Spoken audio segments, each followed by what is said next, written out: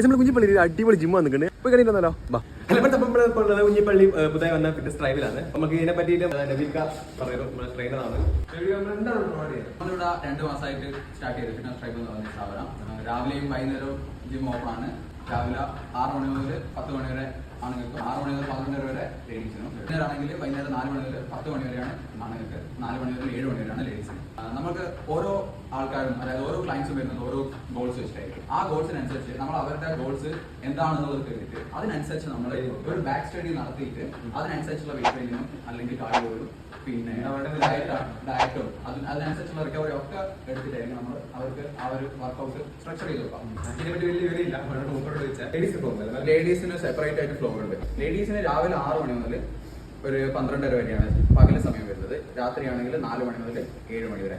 ആ സമയത്ത് മേലെ ജെന്റ്സ് എല്ലാവരോടല്ല, വരെ ഫുൾ സീൽഡാണ്.